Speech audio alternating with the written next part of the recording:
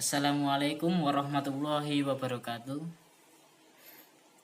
Kami dari kelompok 2 akan mempresentasikan tentang konsep ketuhanan, konsep kemanusiaan, dan bagaimana hubungannya dalam membentuk karakter sebuah bangsa. Konsep ketuhanan meliputi tauhid rububiyah, tauhid uluhiyah, dan tauhid asma wa sifat. Kelompok kami terdiri dari saya Bayu Waji Pangestu, Bagas Seto Winata, Diego Andika, dan Maya Raka Siwi. Tauhid rububiyah.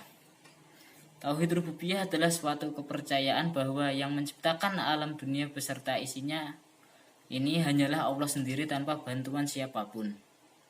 Secara bahasa, rububiyah berasal dari kata rob. Sedangkan menurut istilah, tauhid rububiyah berarti percaya bahwa hanya Allah satu-satunya pencipta, pemilik, pengendali alam raya yang dengan takdirnya ia menghidupkan dan mematikan serta mengendalikan alam dengan sunnah-sunnahnya. Allah pencipta alam beserta isinya, seperti firman Allah dalam Al-Quran berikut ini. Bismillahirrahmanirrahim. Dzalikumullahu rabbukum la ilaha illahu khaliqu kulli syai'in fa'budu wa huwa ala kulli syai'in wakil. Shadaqallahul adzim. Yang artinya, yang memiliki sifat-sifat demikian itu ialah Allah Tuhan kamu. Tidak ada Tuhan selain Dia, pencipta segala sesuatu, maka sembahlah Dia. Dialah pemelihara segala sesuatu. Quran Surat Al-An'am ayat 102.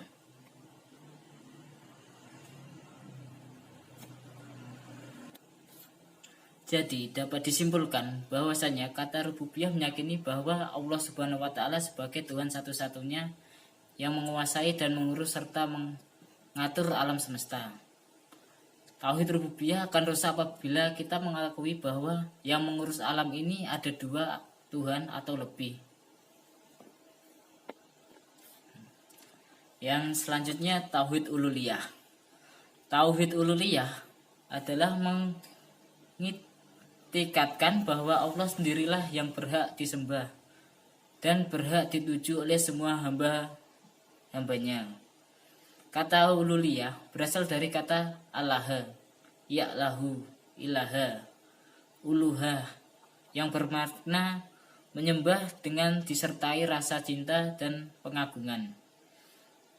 Dengan kata lain, yang dimaksud tauhid uluhiyah adalah meyakini bahwa tidak ada Tuhan selain Allah Subhanahu wa taala. Seperti firman Allah berikut. Bismillahirrahmanirrahim. Wa ilahukum ilahu wahid. La ilaha illa huwar rahmanur rahim. Yang artinya, dan Tuhanmu adalah Tuhan yang Maha Esa, tidak ada Tuhan selain Dia, yang Maha Pemurah lagi Maha Penyayang. Quran Surat Al-Baqarah ayat 163. Singkatnya, keyakinan tentang Allah. Allah sebagai Tuhan satu-satunya, baik zat maupun sifatnya. Dan perbuatan itulah yang disebut tauhid uluhiyah. Kata uluhiyah nisbatnya dari kata al-ilah, yang berarti Tuhan yang wajib ada, yaitu Allah. Kemudian dengan keyakinannya dia bermualaf kepada Allah dengan ikhlas, beribadah dan menghambakan diri hanya kepadanya, serta berdoa dan berseru hanya kepadanya. Ia juga mengimani bahwa Allah pengatur segala urusan, pencipta segala makhluk, pemilik asmaul husna dan sifat-sifat sempurna. Jadi, tauhid uluhiyah ialah kita percaya bahwa Allah lah satu-satunya Tuhan yang wajib disembah dan tiada sekutu baginya. Untuk membedakan antara tauhid rububiyah dan uluhiyah secara singkatnya adalah tauhid uluhiyah hanya dimiliki oleh orang-orang mukmin saja. Sedangkan tauhid rububiyah semua orang mempercayainya sekalipun dia orang kafir. Tauhid uluhiyah merupakan konsekuensi tauhid rububiyah. Syekh Abdul Razak bin Abdul Muhsin Al-Badr Hafizahullah menjelaskan, kemudian sesungguhnya keimanan seorang hamba kepada Allah sebagai Rabb memiliki konsekuensi mengikhlaskan ibadah kepadanya serta kesempurnaan perendah diri di hadapannya. Allah Ta'ala berfirman yang artinya, dan aku adalah Rabb kalian, maka sembahlah aku. Quran Surat Al-Anbiya ayat 93. Tauhid Asma wa Asyifat.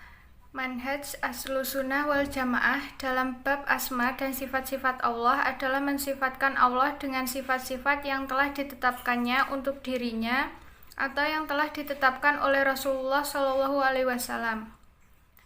Iman kepada asma-asma Allah dan sifat-sifat Allah yang telah disebutkan dalam Quran dan Al-Hadis, yaitu mengimani semua asma-asma dan sifat-sifat Allah secara utuh tanpa menyamakannya dengan sifat dan nama manusia.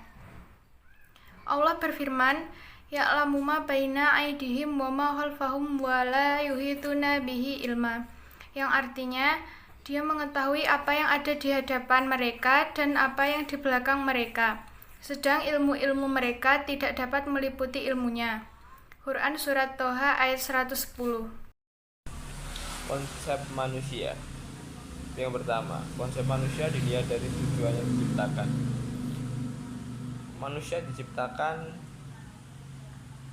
dengan tujuan untuk manusia itu sendiri, bukan untuk tujuan Tuhan, bukan untuk tujuan Allah Subhanahu wa Ta'ala. Yang kedua, mendapatkan ujian dunia untuk masa depan akhirat. Mendapatkan ujian di dunia. Ujian dunia menurut saya adalah sesuatu proses tidak hanya untuk bertujuan masa depan akhirat, tetapi memiliki sebuah kesadaran tentang keberadaan Allah Subhanahu wa Ta'ala, yang pada cara paling mudah kita temui. Kita ambil contoh Sayyidina Ali, dia mengingat Allah Subhanahu wa Ta'ala dengan cara dia melihat sekelilingnya, dia melihat daun yang jatuh, dia menghirup udara, dia melakukan apapun dan melihat apapun dan sesuatu hal yang masuk di dalam kehidupannya. Dia memiliki sebuah kesadaran bahwa ada keberadaan Allah Subhanahu wa Ta'ala. Yang ketiga, menegakkan keadilan di muka bumi. Menegakkan keadilan adalah bukan atas dasar keadilan menurut manusia, tetapi keadilan yang lebih, yang memang seharusnya, di mana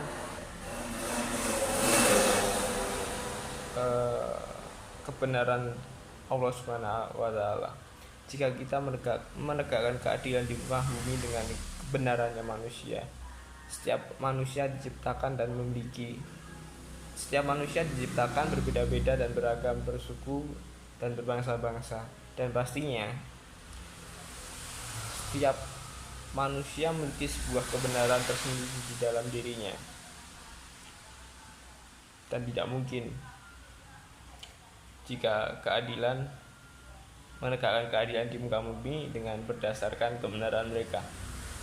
Dan yang salah satu contoh, ketika kita membuat hukum di suatu negara, kita harus selalu melibatkan Allah Subhanahu wa Ta'ala. Untuk apa? Untuk mencari berkahnya, di mana Allah Subhanahu wa Ta'ala akan selalu tanggung jawab di dalam negara itu.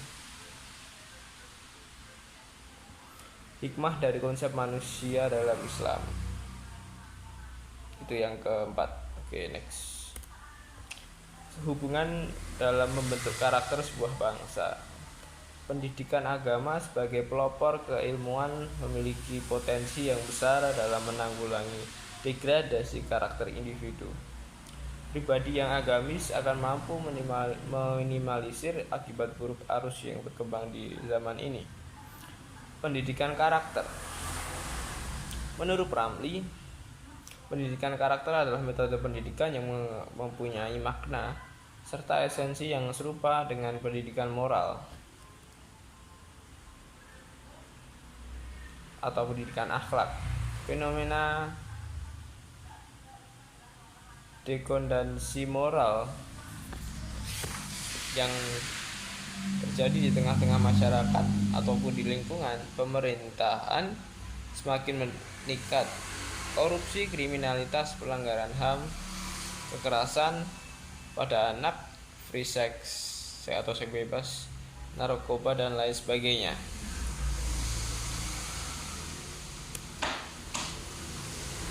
Pendidikan karakter menjadi sebuah solusi yang tepat atas permasalahan-permasalahan di atas, dan lembaga pendidikan sebagai media untuk mewujudkan cita-cita bangsa harus segera mengupayakan program-program perbaikan, baik yang bersifat preventif maupun kuratif. Peran pendidikan agama, khususnya pendidikan agama Islam, sangatlah strategis dalam mewujudkan karakter di setiap individunya. Oleh karena itu, keberhasilan pendidikan karakter menjadi tanggung jawab bersama antara pemerintah, sekolah, masyarakat, dan orang tua. Tetapi dalam pendidikan karakter yang bertujuan untuk membentuk sebuah karakter di dalam diri manusia di setiap personalnya, yang memiliki hak untuk menentukan harus bagaimana dirinya, itu adalah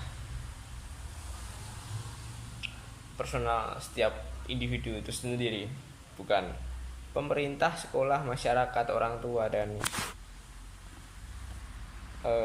lembaga-lembaga lainnya. Mereka hanya bisa memberikan sebuah fasilitas di mana membuat sebuah ruang untuk mereka membentuk sebuah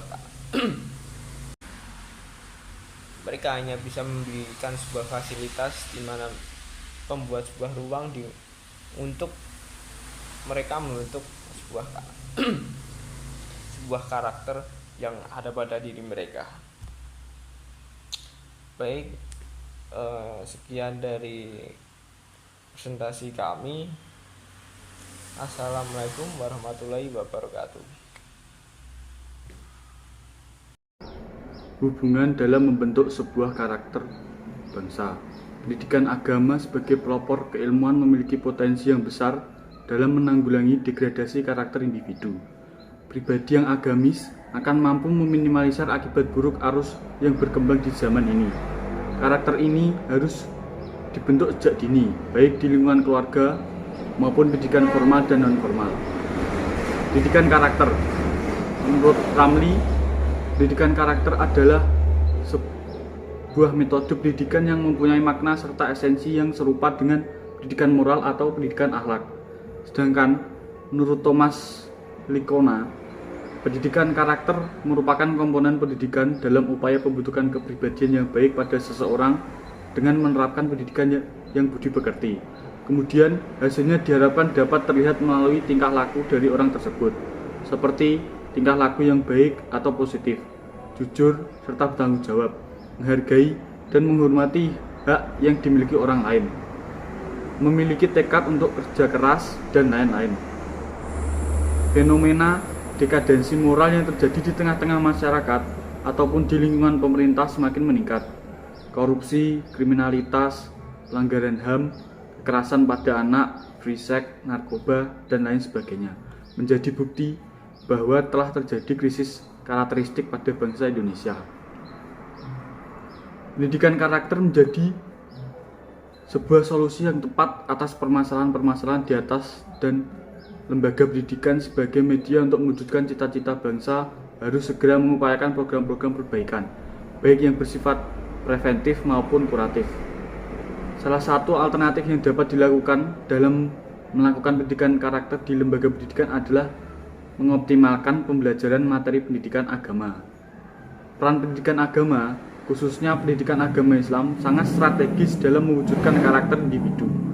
Pendidikan agama merupakan media transformasi pengetahuan dalam aspek keagamaan atau aspek kognitif, sebagai media transformasi normal serta nilai moral untuk membentuk sikap atau aspek efektif yang berperan dalam mengendalikan perilaku atau aspek psikomotorik sehingga tercipta